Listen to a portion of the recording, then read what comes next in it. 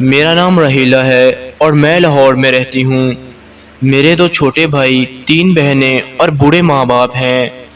میرے ابا پہلے ایک دوائی والی کمپنی میں نوکری کرتے تھے جس سے ان کی پینشن آتی ہے۔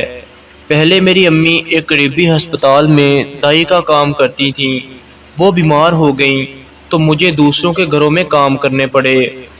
مجھ سے 1 سال چھوٹا میرا بھائی تھا۔ خیر، میں 4 گھروں کا کام کرتی اور شام کو گھر واپس آتی۔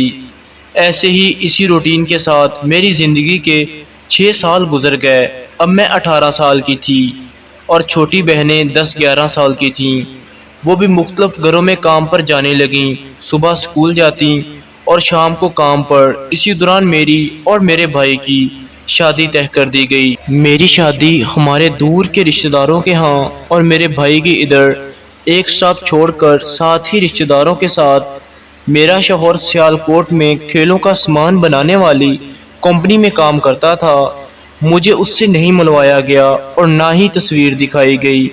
شادی کے دوران بھی شرم کی وجہ سے اسے نہیں دیکھ پائی۔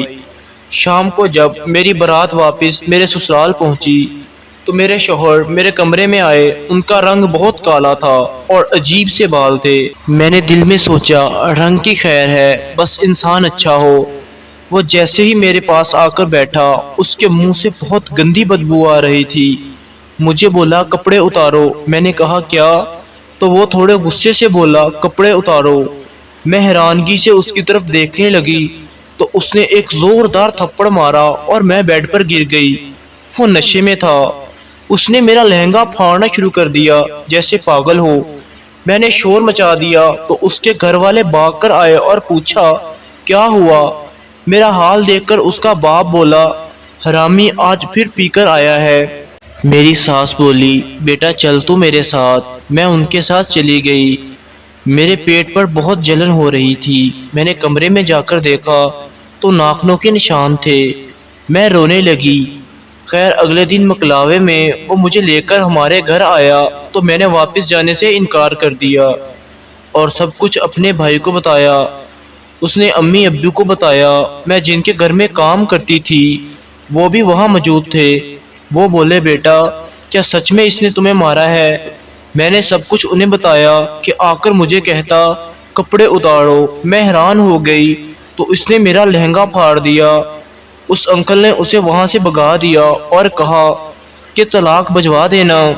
میری امی بولی بھائی ہم غریب ہیں، دوبارہ کیسے شادی کریں گے؟ وہ انکل بولے اسے طلاق بھی میں لے کر دوں گا اور اس کی شادی دوبارہ بھی میں کروں گا۔ میرے سسرال والے مجھے طلاق دینے پر راضی نہیں تھے۔ انکل نے مجھے کورٹ سے طلاق دلوا دی اور میری شادی اپنے بیٹے سے کروا دی۔ میں بہت خوش ہوں اور انکل آنٹی کو اپنے ماں باپ سے بڑھ کر چاہتی ہوں، ان کا خیال رکھتی ہوں کیونکہ انہوں نے مجھے برباد ہونے سے بچا لیا۔ اگر کسی کی بھی بیٹی کے ساتھ ایسا کوئی جانور جڑ جائے تو طلاق لینے میں کوئی حرج نہیں ہے، اسی لیے طلاق کو اسلام نے حلال قرار دیا ہے۔ والسلام۔